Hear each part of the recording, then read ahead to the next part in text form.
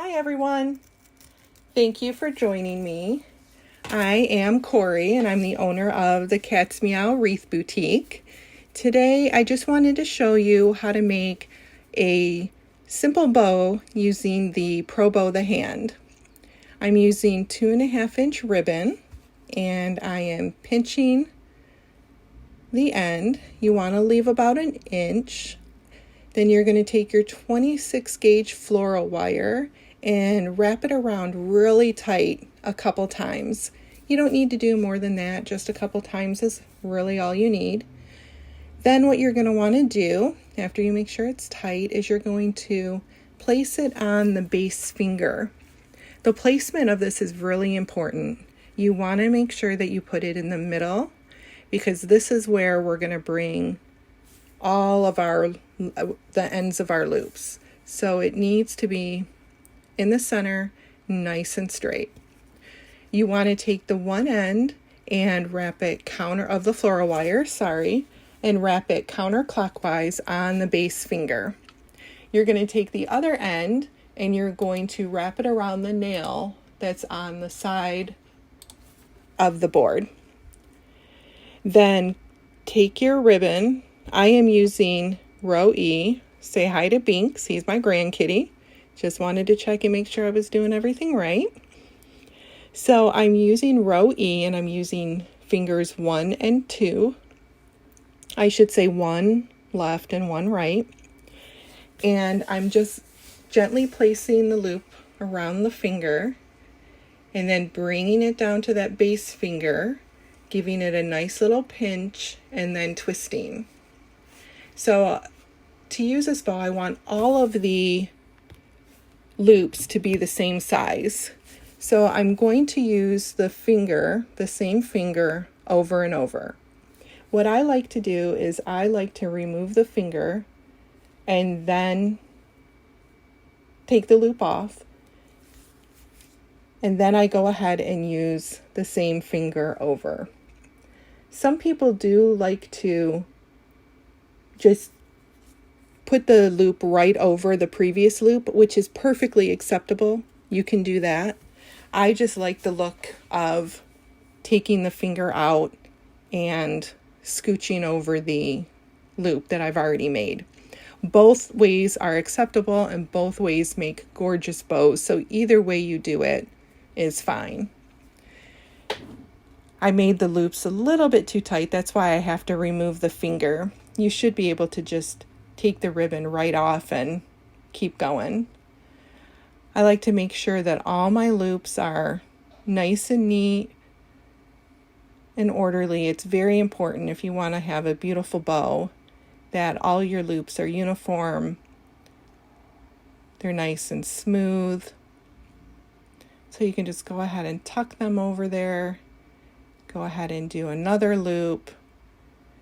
Pinch and then twist. It's pretty repetitive, I know, but it makes such a beautiful bow. With this bow, I wanted 12 loops, so I'm going to do 6 on each side. Just going to go ahead and drop it right over. And this ribbon is just beautiful. It's actually from either Costco or BJ's. It kind of seems like a little bit of a mesh, but it has these beautiful sequin type glitter on it. And then it just has a light dusting of pink glitter. I'm making this to go on top of my little mini Christmas tree wreath. And it's just going to be beautiful. But you could put this on a present for Christmas, or any holiday or birthday. But you can also decorate, your lights outside. You can put it on a grapevine wreath. When you have a beautiful bow, you really don't need a lot of other decorations. So if you wanted to put it on a grapevine, it would look beautiful. So I want to mention, as you can see, I'm not using the helping hand wire. And the reason I'm not doing that is because I'm not making a really large bow and I'm not using several ribbons. So in that case, I just didn't feel like the helping hand wire was needed. If you feel like you need it and it helps keep your ribbon straight, like as you can see right now, it did get a little bit out of control.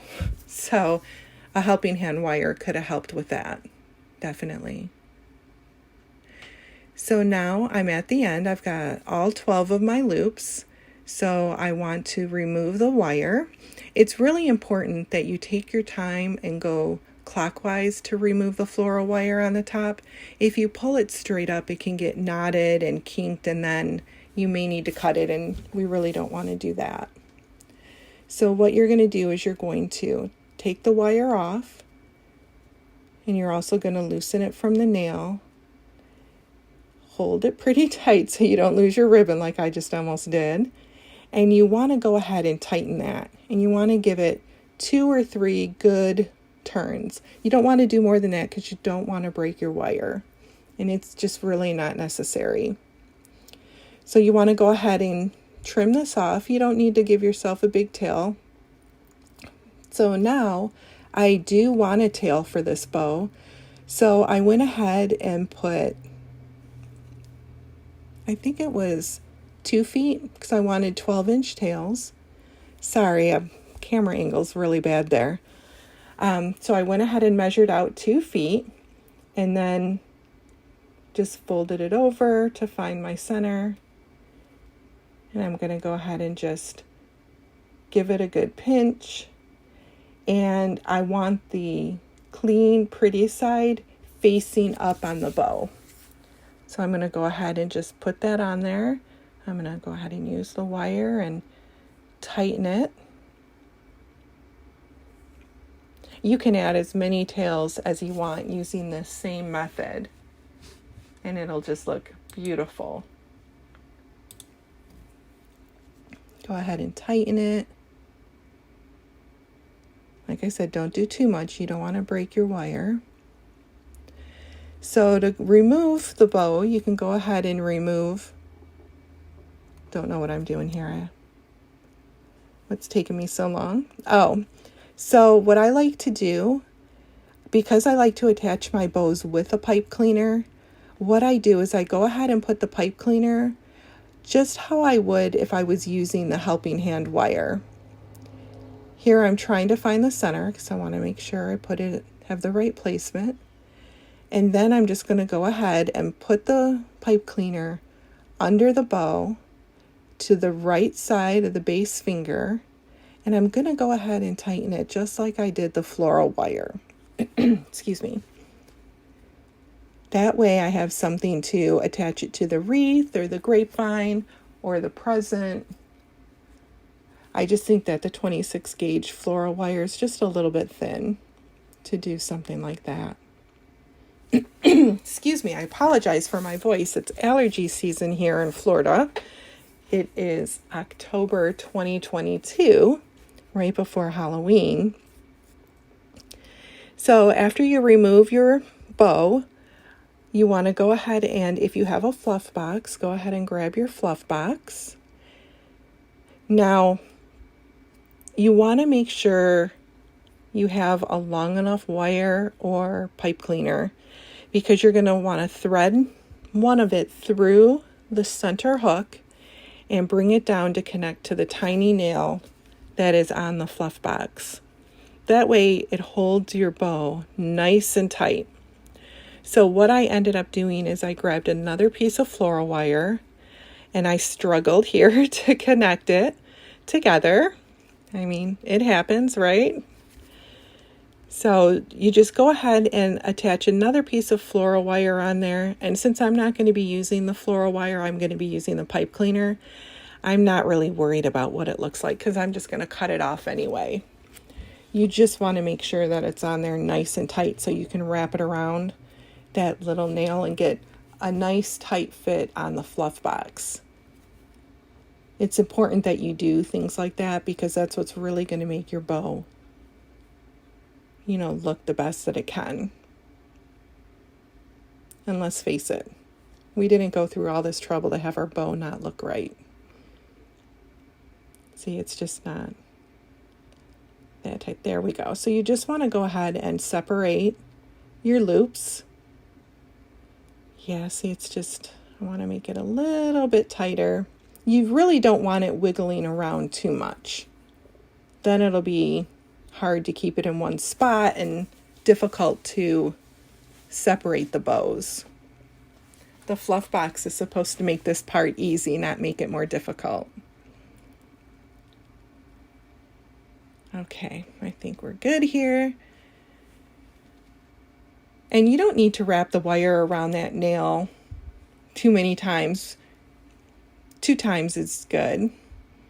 So what you see me doing here is I'm separating the loops. I like to take and give a little bit of a twist because it just loosens it up a little bit there at the base where it's tied with the floral wire. And then that way you can just move them around a little bit better and position them however you want. Isn't this ribbon beautiful? You can see it sparkling. Just love that. So you just want to keep doing that.